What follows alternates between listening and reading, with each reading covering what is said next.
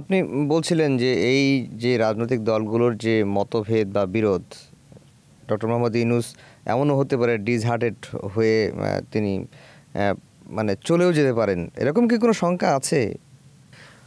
একবার তো তিনি শঙ্কা আছে, উনি যেহেতু একবার এরকম একটা উষ্মা প্রকাশ করেছিলেন, অসন্তোষ প্রকাশ করেছিলেন, এবং এই অসন্তোষের পর তো আমরা ওনার সাথে সাক্ষাৎ করতে গিয়েছিলাম। সেখানে আমি ওনাকে ব্যক্তিগতভাবে বলেছিলামও যে উনি তখন আমাদেরকে বলেছিলেন যে আমি কি করব, আমি তো কিছু করতে পারছি না।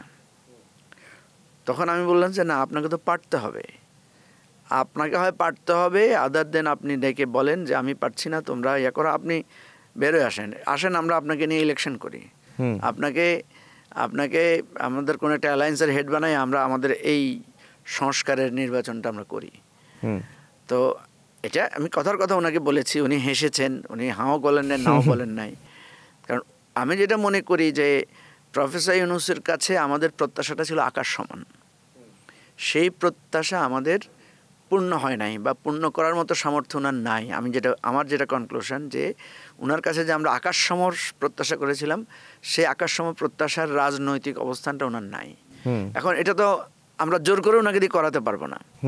যেমন আমি ওনাকে এটাও বলেছি যে আপনাকে কোমলতা এবং কঠোরতার সংমিশ্রণে রাষ্ট্র চালাইতে হবে। আপনি তো শুধু কোমলতার প্রশ্নে চালাচ্ছেন, আপনি কোনো কঠোর হচ্ছেন না। আপনার অফিস ঘেরাও করতেছে লোকেরা রিপিটেডলি। উনি নিজেও বলছেন আমি তো কাজ করতে পারি না, আমার অফিস পর্যন্ত ঘেরাও করে রাখে, আমি কোনো কার্যক্রম চালাতে অসুবিধা হয়, নানা লোকেরা দেখা না করলে আবার রাগ করে। ওনার হেলথেরও তো একটা লিমিটেশন আছে, ওনার বয়স অনেক, তাই না? তো এই সমস্ত জায়গা থেকে আমার কাছে যেটা মনে হয়েছে, আমি প্রফেসর ইউনূসের কোনো ব্যাড ইন্টেনশন ম্যাসিভ ওয়েতে আমি দেখি না।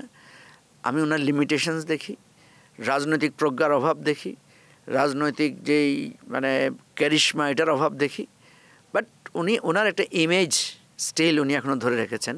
দেখেন, ওনার বিরুদ্ধে আমরা এত কথা বলি, ওনার ব্যাপারে এত সমালোচনা আমরা করি, কিন্তু উনি যখনই ডাকে আমি দেখি যে সবাই যায়।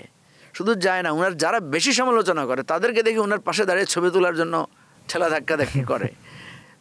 আমি নামও বলতে পারবো আপনাকে যদি আপনি নাম জানতে চান এই ধরনের লোকদেরকে।